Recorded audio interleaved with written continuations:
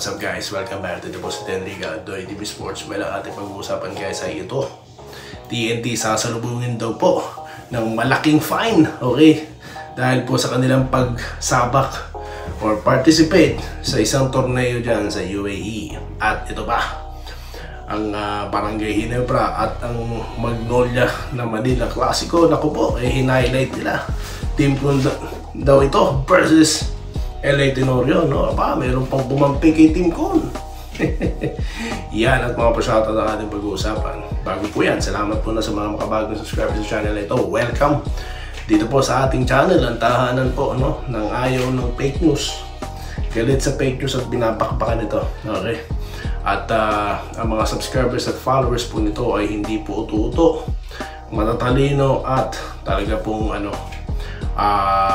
hindi papaloko sa mga fake news vloggers. Alright, so dito na po tayo guys sa ating gustong pag-usapan na ang TNT daw sasalubungin daw ng malaking fine.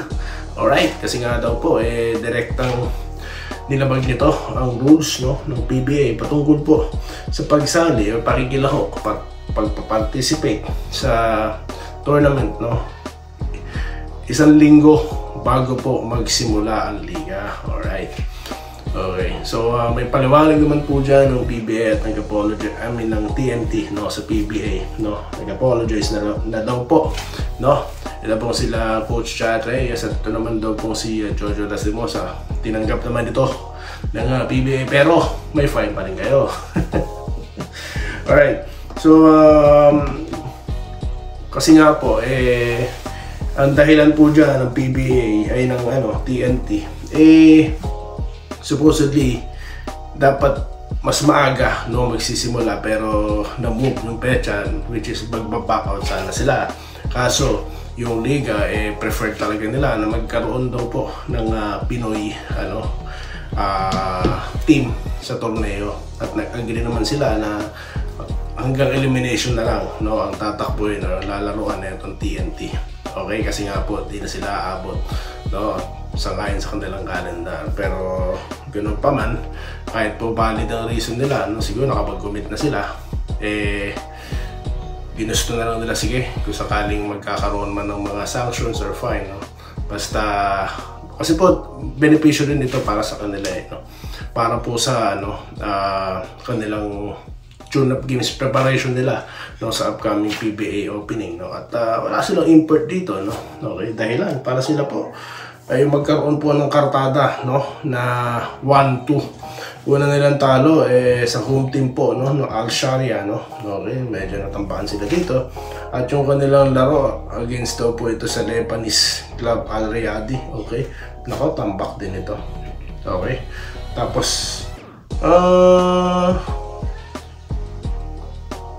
okay, yung panalo nila sa Al Darifah. Okay, so okay, sabi naman daw po dito ng coach team ko, daw po, talagang mahihirapan sila dito, no?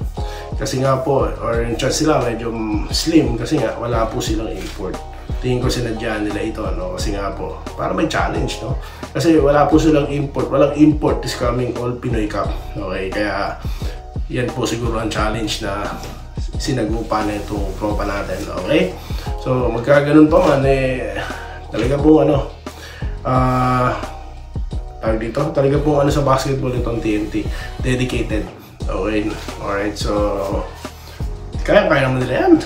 Yung fine na yan, I believe. Alright, dito naman po tayo guys sa Barangay Ginebra versus Magnolia. Kasi nga po, nako, ito na, no, nailabas na po yung final lineup po, no. Si LA Tenorio po is playing coach, okay ba? Baka daw pwede ito maging second Jaworski, ha.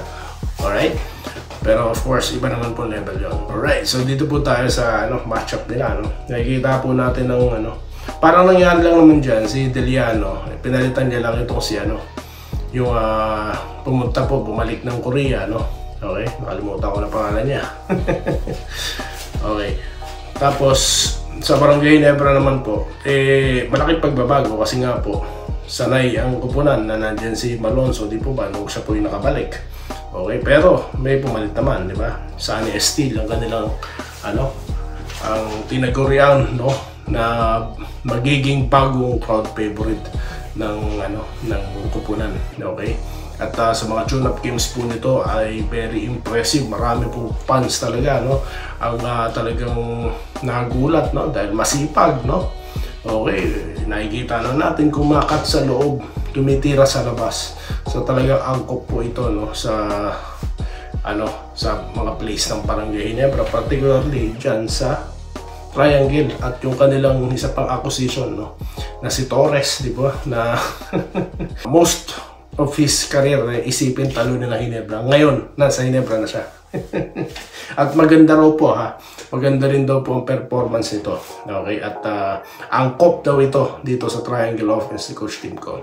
So yan po ang mga kapanapan na big sa bakbang nito. More to come pa po. Pag-usapan pa po natin. Malalim pa bago mag-October 5. Okay? Itong bakbakan nila, Manila Clasico. Sa October 5, sa mga nagtatanong po, ha, October 5, magsisimula ang PBA. Alright, dito na po tayo sa shoutout, guys. Okay. Kay Joseph Pineda, nag-good AM, no? Or PM. Na present lagi, no? Okay, napaaga daw po ang out niya. Kaya bago siya nanood, muwi ba? Nanood muna, nagpalipas muna pa po ba kayo, sir, ng traffic? Nagmamotor po ba kayo? No? Okay. Ingat po kayo, ano po? Alright. Yun na nga po, he told me before na Manila Clasico opening game. Alam niyo naman po, sir, kung kailang confirm, dun ko lang ibabalita. Okay, kahit mauna sila. Wala naman pong problema. Ma'am Irene Quiles, good Thursday morning, no? Malapit na po open ng PBA. Excited na po si ma'am. Siyempre, pagka-close pa lang ng PBA, marami na excited na Barangay Ginebra fans. Diba? Ano pa kaya, no? Ilang araw na lang. O diba? October 2 na po dito, no? 3 araw na lang po pala. Alright? Okay. Dito po tayo kay Norman Flores, or 2 araw. Good morning. Tagahanga mo ako from Mexico, Pampanga. Matagal na ako nanonood ng mga live mo, di mo lang nakikita ng mga comments ko. God bless. Nga po, salamat po Sir Norman Flores. Pasensya na po kayo. Pasensya na po kayo. Sobrang dami po kasi talaga nagko-comment, no? Mabuhay po kayo, no? Alright, dito po tayo kay Ma'am Minerva Chaba, no? First game, matindi na agad ang laban. Oo nga, yun nga po, nakalimutan kong banggitin sa content kanina. Sean Chambers, no? Kay Team Condom mo siya, syempre. Kahit sino naman po no? Kakasa sa, sa tawag dito. Sa pinaka-head mentor yan, no? Pero ang dami pong, naturuan ni Coach Tim ko na ngayon nasa PBA na sino-sino yung mga yan. Unahin na po natin si Coach Chat Reyes, di po ba? Si Luigi Trillo, alright? Si Willie Wilson, di ba? Tapos yun na nga, si L.A. Tenorio, okay? Pero pag isa, nakalimutan ko, bagitin nyo nila sa comment section, guys. Salubungan tayo, tulungan tayo. Itaguyod po natin ang ating channel, no? Alright, dito po tayo sa kay Sir Jaime Bugayo. Sir, kailan umpisa ng PBA? Nabanggit ko na po kanina. Naku ba, matagal na po natin pinag-uusapan dito yan, no? October 5, alright? Okay, sir. Magandang hapon, sabi ni Gillier M. Katukod, no? Maraming kiramoer. Ano po ibig sabihin yan, sir? Alright, dito po tayo kay Sir Lawrence Correct, no? Nag-hello. Okay. Good PM, sabi sa Lods. Tama ang sinabi namin nung Lods Manila. Yun nga po, no? You're correct, no? At ano po yan, validated na po yan. Pak! May tatada po yan, no? Certified. Salamat po sa inyo. Alright, Romel Sales na nag-good morning. TV Legit Ginebra. Since birth yata ito si Sir, no? Romeo Conchata. Sir, Barangay Ginebra fan. Legit kami mula Dasmariñas, Cavite, no? Si Sir MC Derek na taga Cavite, no? Naku, napakarami pong taga Cavite na nanonood dito sa TV Sports.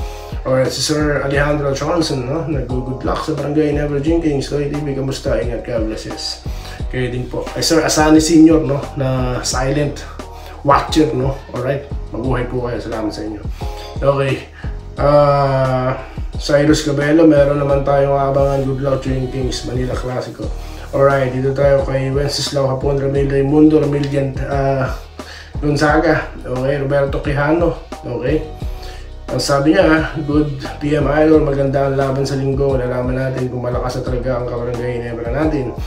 Ang para sa akin, si Barrientos pa rin daw po ang Rookie of the Year. Yes, well, abangan po natin yan. Sa mga hindi po nabanggit, hindi ko nabasa. Sa next content po, babasahin ko. Alright, mabilisan lang. Kaya Barrientos naman po at kay Cedric Baerfield, no? Sabi ko nga, wala naman pong masama kung maglabas po ng mga prediction, no? Pero para po pangunahan, no, na i-announce po na ganito as per sources, para sa akin po, di po katanggap-tanggap yun, no? Sana na tinago lang nila sa mga sarili nila, no? Para, di ba, hindi naman maapektuhan, pero hindi naman po masyado big deal yun. Nagko-komento lang po tayo rito. Okay, maraming salamat po sa inyo lahat. Magkikita-kita po tayo guys sa susunod na video. Dito lamang po sa mas pinalakas sa Denriga Doy TV Sports. Muli, maraming salamat po sa inyo lahat. Salamat po sa panonood. Subscribe na para sa mga susunod na basketball at boxing videos.